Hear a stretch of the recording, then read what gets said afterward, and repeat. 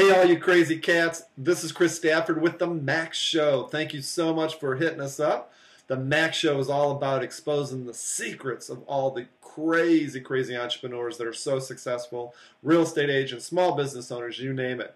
And we have got a great guest today, Mr. Pat Healey. He is an expert in employee retention. And none of us can really do this business by ourselves without having great employees, great virtual assistants. And Pat is going to give us some great tips on how we should handle those. So before I get started with Pat, don't forget to get to massiveabundance.co and sign in. Get you a free little goodie there. And without further ado, let's get started with Pat. Hello, everybody. We have got none other than Pat Healey in the house. He is the expert in employee retention for small businesses especially. So, hey, Pat, how you doing? I'm doing wonderful this morning. How about you? Great, great. Thanks so much Looks for like you got some beautiful sunshine back there. Yeah. For once, it's actually sunny in San Francisco. But hey, Pat. No, go ahead. Oh, I think sometimes Portland and San Francisco share the same weather patterns, believe it or not. Exactly. Temperature-wise, it's not very different. So. Exactly, exactly. Sometimes it's a little depressing, but generally, overall, it's a beautiful place to live. And I love Portland. And I really am so honored and really appreciative that you're here with us and taking the time to do this. And I really want to talk to you about your business. Your business is Integrated Team Solutions. Pat, but tell us, before we start talking about the business, a little bit about you and your background and where, how you got here. Sure.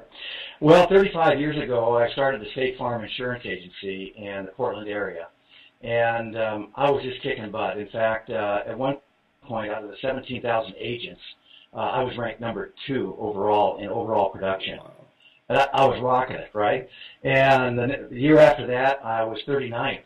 And I remember sitting at my desk, and I was ready to run over to my ops manager's office to tell her, you know, that we made number 39, even though we weren't as high, but that's 39th out of 17,000 is pretty awesome, right? Because, to get to that point, you're kicking it. You're working a lot of hours, but, you know, you're really enjoying it.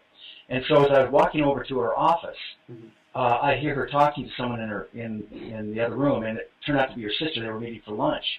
And I heard her sister ask her this question. She says, "You must love working for Pat. She says, he's funny, he's great, you guys are kicking it." And there was this dead silence. And I could hear Linda say in a quiet voice, "I'm going to give Pat my 2-week notice today." And I'm telling you, I crawled back into my office. And when they came back from lunch, I, run into her office and said, "Linda, what is going on? I mean, why would you want to leave? She looked at me and she says, "Pat," she said, "the only thing we've done over the last 2.5 years is try to make you Mr. Wonderful." But she says, "I hate working here." She says, "I don't have any friends. We keep losing people. I'm stressed out." And she says, "I'm leaving." And, oh my God, I couldn't believe it. So I begged her to stay because I thought I could change. I could be different than I am. So I go home and tell my wife, I said, "You won't believe this. Linda gave me her 2-week notice." Well, 1 week later, my wife gave me her 2-week notice. So I was driving.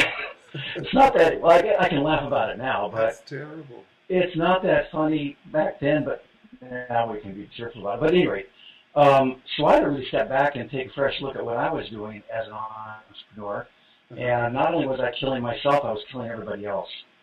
So I went back to Linda, and I said, "Linda, if you promise to stay, just give me 6 months.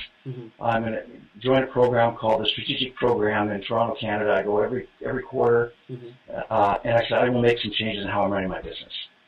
And so, believe it or not, here we are. Linda just celebrated her 23rd year. I can't say the same for my wife. I mean, she's probably celebrating, but you know what I mean? So, but it was during that time that I went from being one of the top people to being still really great. I would belong to a great study group of National State Farm agents.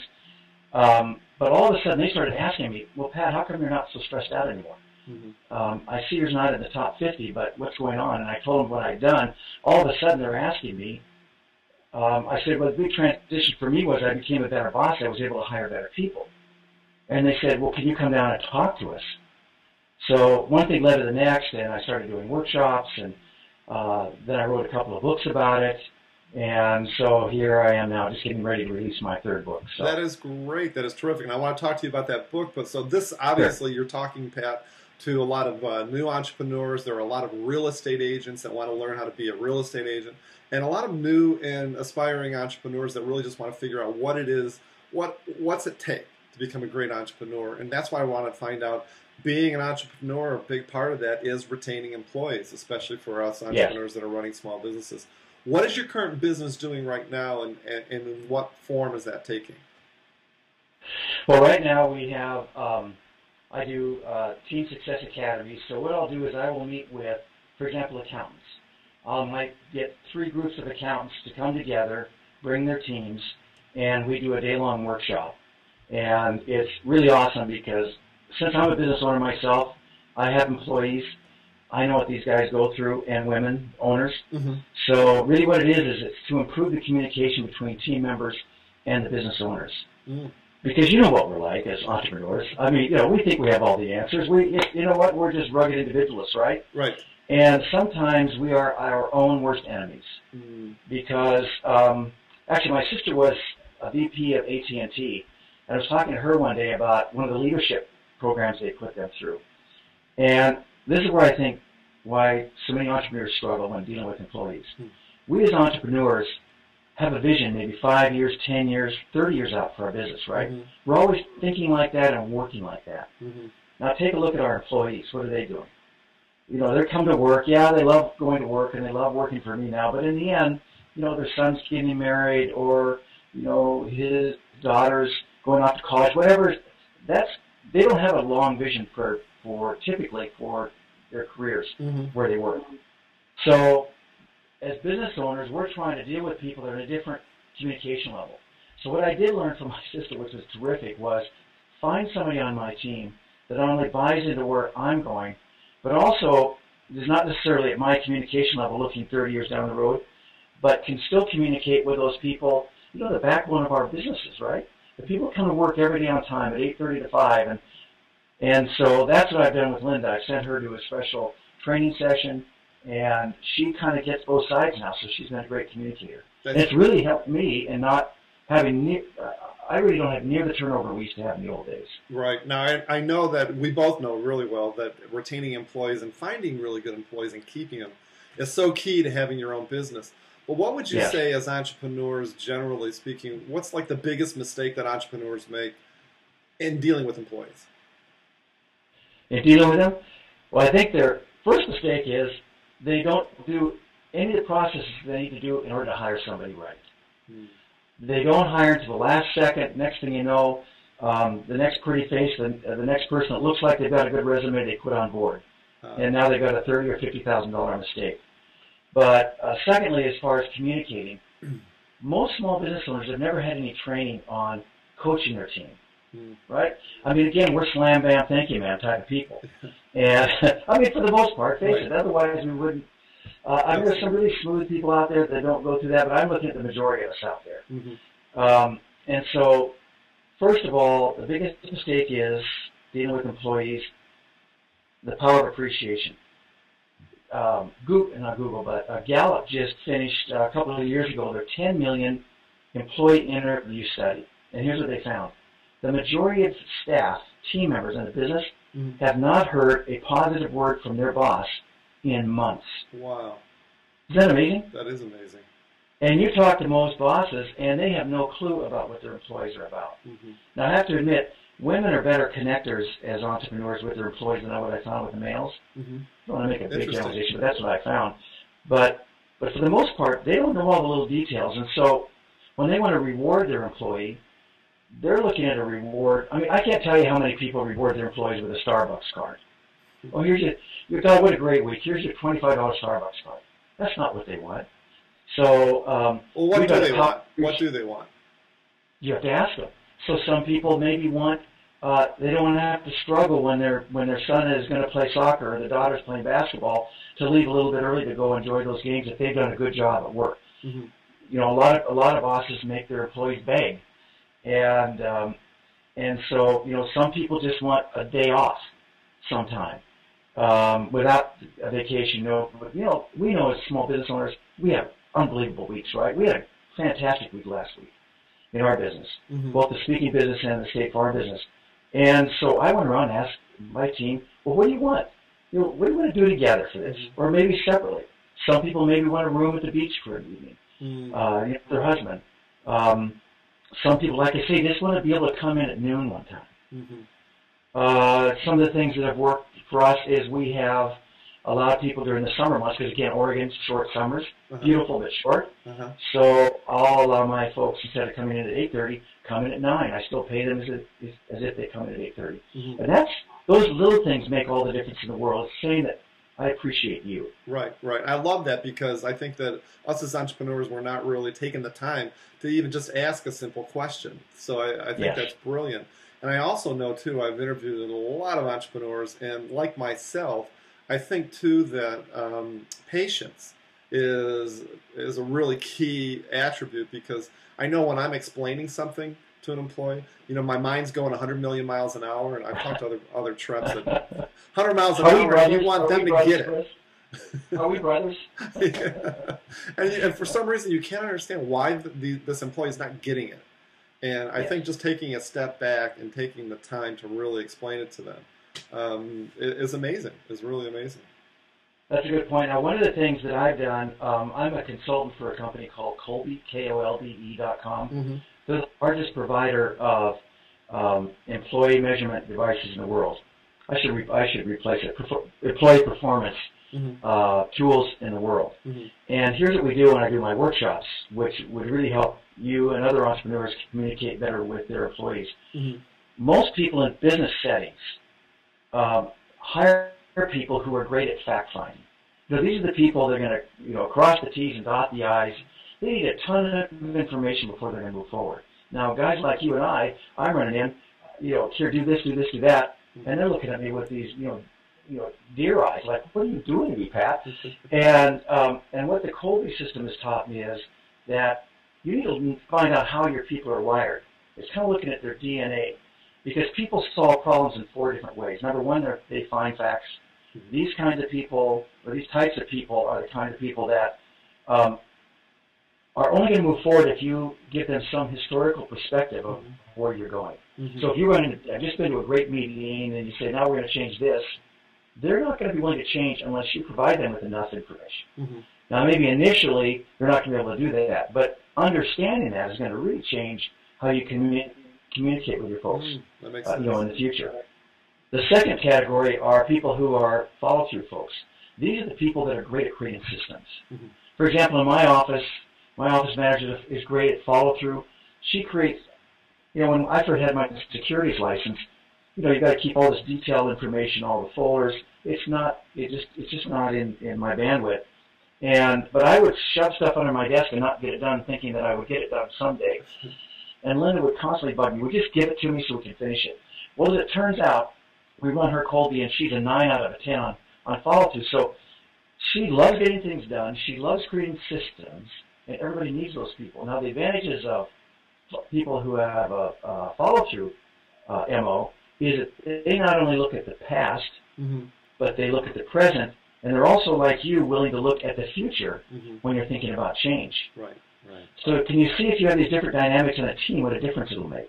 Wow. And then the final one that I'll discuss is a quick start, which is me. I'm the kind of guy that, on a scale of 1 to 10, I'm a 9.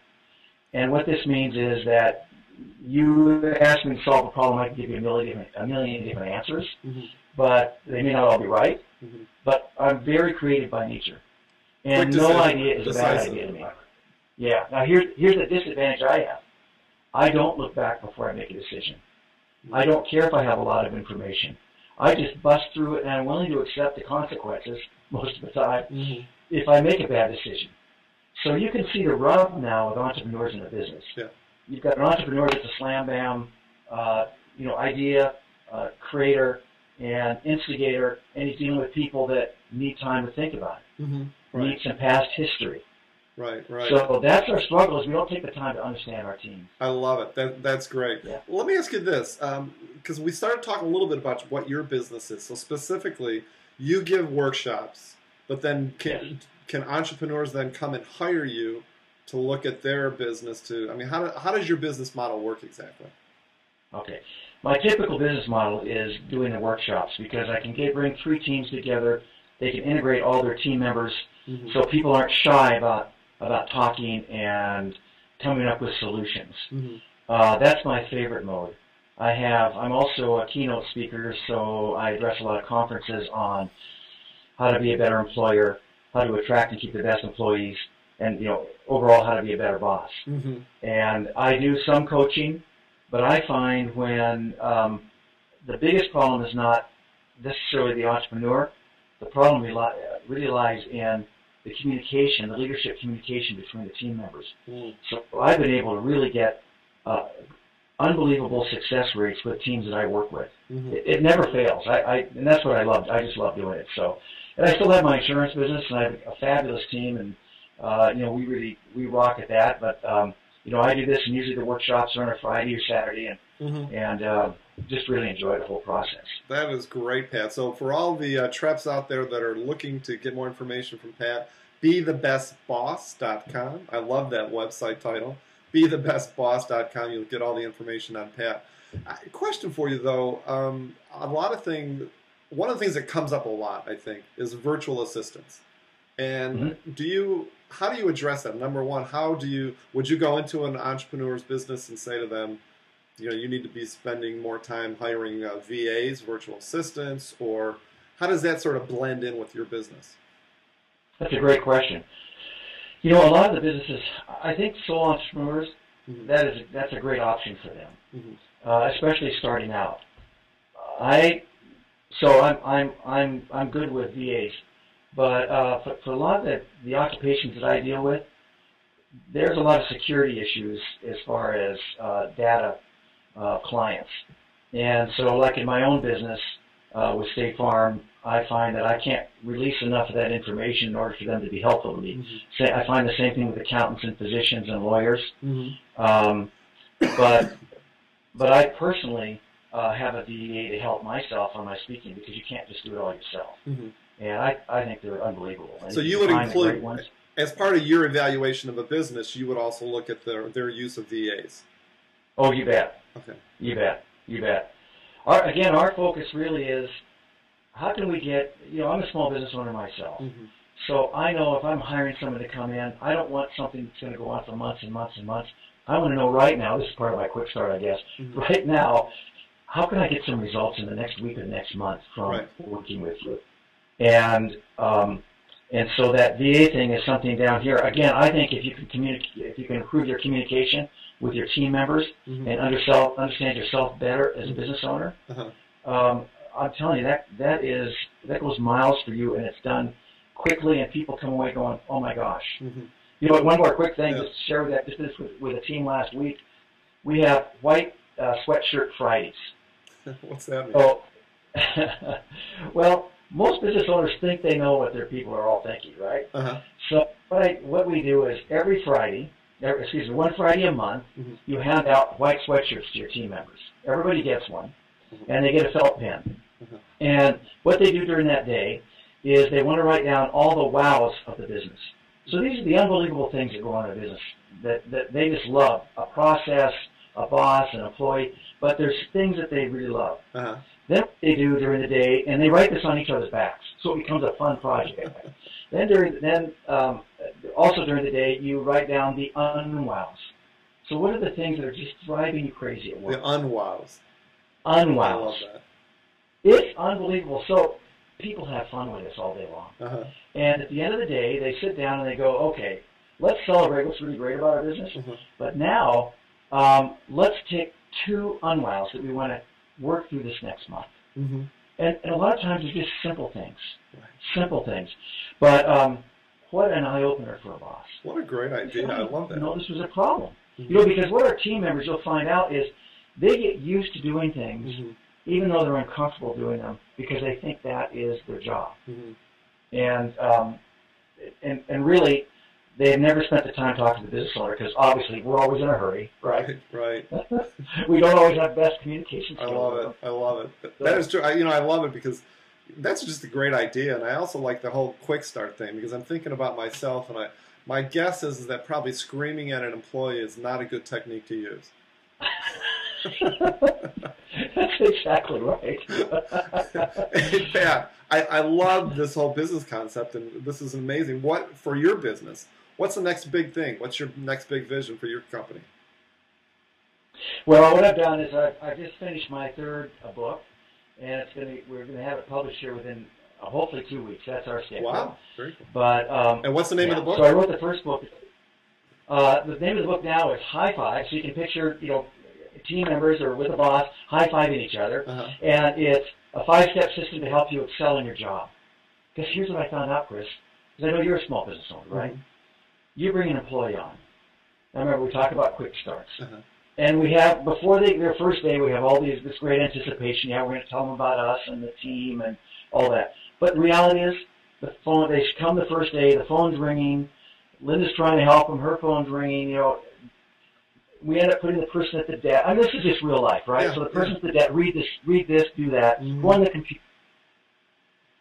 What we haven't done is doing a good job of onboarding these folks.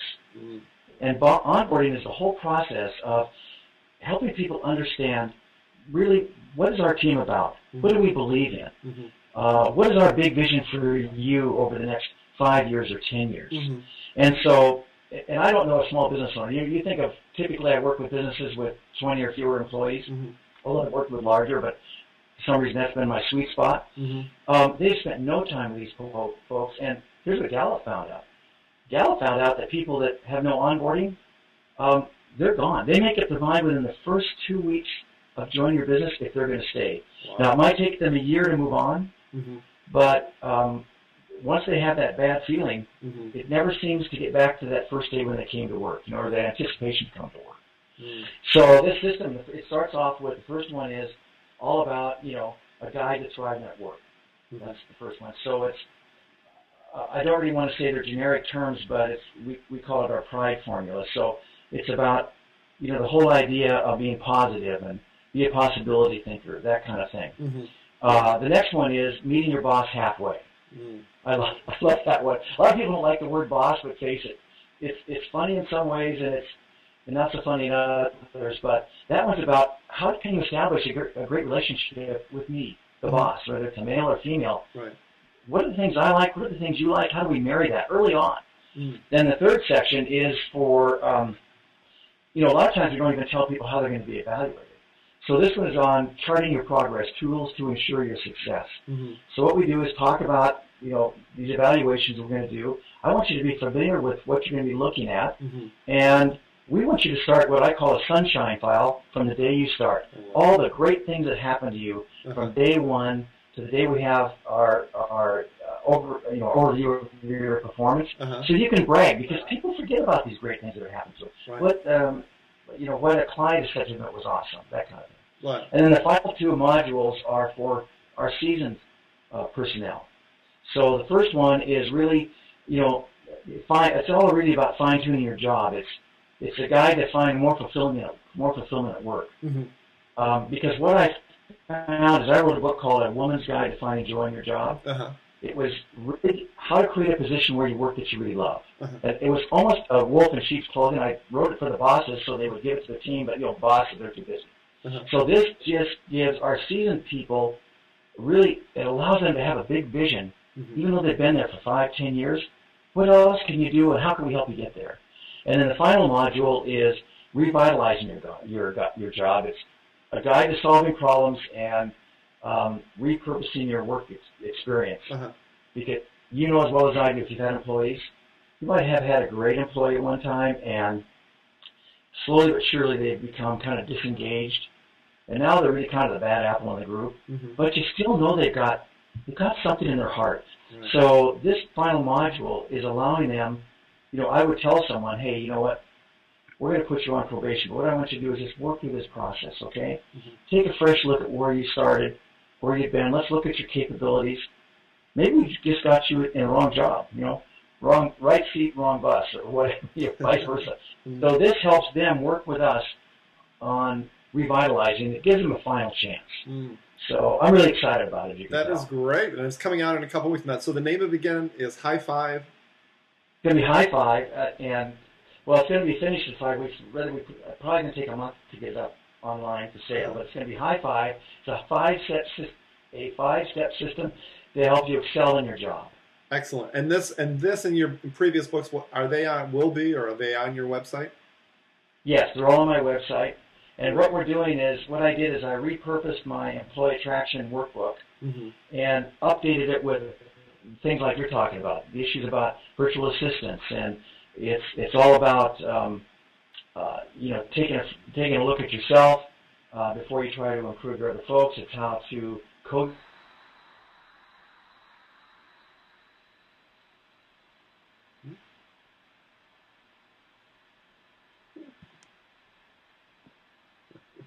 If I created that, something that it'll be 2 manual compendium. That's going to be awesome. That is great. That is great. Hey, listen, I love to put people on the spot, Pat. So tell me this: what's the one thing, briefly? What's the one thing that sort of holds you back in your business? Maybe dealing with employees, maybe not. I hate to say it, it's myself. It's retaining employees. No, actually, I have a great job. I do a great job retaining employees, but I am a quick start. And not you understand that. My follow-through on a scale of 1 to 10 is a 4.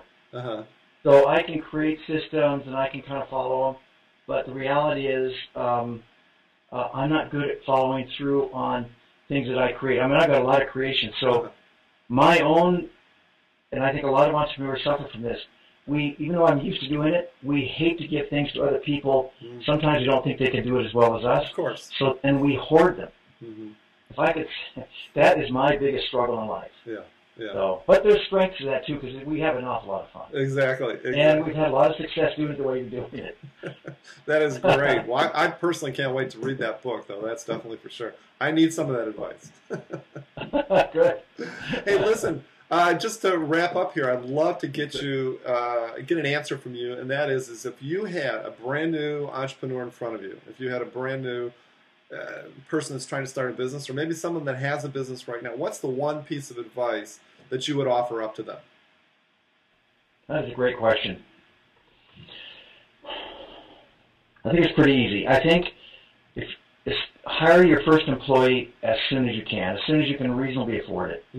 And don't cut corners. Make sure that you test the person because, people are on YouTube now. You can learn how to be a great interviewer and interviewee. Right. Correct? There's all kinds of books on how to answer the questions they're going to ask you. But there's some fabulous tests out there. For example, the Hogan profile is one that we always use. It looks at the personality side of people, and rather than thinking to be coachable. That's the number one mistake business owners make. They hire people that are not coachable. They might tell you they've got a great background. They seem very personable, but so how are you going to tell if they're coachable? Yeah, exactly. So you use the Hogan. You also give them the Colby A, so you can find out how they're wired. So for myself, if I were going to start a business again, I would make sure that I hired someone to be my assistant that was a 7 to a 10 on follow-through. The systems people. The people that get the stuff done that I won't get done, and they love doing it, and they don't feel bad when I push stuff on their desk to get finished for me. It's like job nirvana for them to have that stuff. Right. I love it. True. So take your time, write the proper ad, use the proper words, get the right person. That's great, Pat. You know what? That's probably one of my biggest takeaways from this talk, and that is the onboarding. I mean, essentially, the amount of time and the energy that you put into training them and what you call the onboarding process comes back to you, it sounds, times 10 down the road. Exactly. And so what this manual is going to do that I told you about is you're going to take out each module. So the first week, you're going to go through module 1. And it's absolutely positive. And so all the stuff that we don't have time to do is done there. It's going to have some CDs for them to review, DVDs. We're also going to have an online, so they'll get the document electronically. Wow. It's going to save men and women like us just tons of time and really start people off on a great venture in your business. That is amazing. Why? And that'll be out also within the next few weeks, the whole program? Oh, yes. Yeah, we're going to be why don't we say by mid-March that I'm safe. It'll be on the website. Okay. At bethebestboss.com. And you can also email me at pat at employeeattraction.com. Pat at employeeattraction.com. Yeah. Great. Yes. Great. Well, I, for one, am looking forward to it because I great. some of this advice. That's for sure. And then the other thing, too, that I'll make sure for everyone that will be in the show notes, and correct me if I'm wrong, there are 2 tests, the Hogan and the Colby. Yes. And so I think we can put links in there so people can be directed to that as well. Perfect. And they can feel free to call me, and I can answer any questions they might have. And I'm more than happy. Now remember, I love to work with entrepreneurs, but I love to work with entrepreneurs that are serious about the business. Sure. If you're somebody struggling, you've always struggled, and you're kind of a naysayer, I mean, you've worked with folks like that. I don't mind spending time at all on the phone with folks if I can help them. I'll be happy to spend 10 minutes or 15 minutes with some of your viewers if they have some good questions for me and they want to move, have some ideas about moving your own business forward. Excellent. Absolutely, it makes sense. So if you're seriously motivated entrepreneur, then get in touch with Pat at bethebestboss.com. I really appreciate it. Pat, thanks a million for your time. You are the best, man, and I'm looking forward to all your new stuff. Hey, thanks, Chris. It's been a joy. Okay, you take care, man. Appreciate it.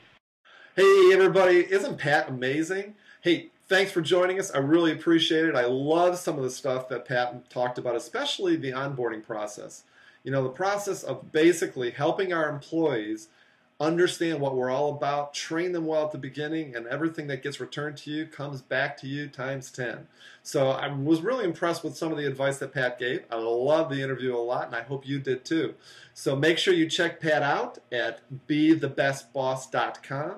That's bethebestboss.com. Send him an email, give him a call. He's a funny, great guy to talk to. And I would love to see you get in touch with Pat, and I would also love to see you give me some love down below. You guys know the drill. Give me a comment below. Talk to me about what you thought about Pat, what you think about MassiveAbundance.co. Do you like this shirt? You name it. Just tell me what you want.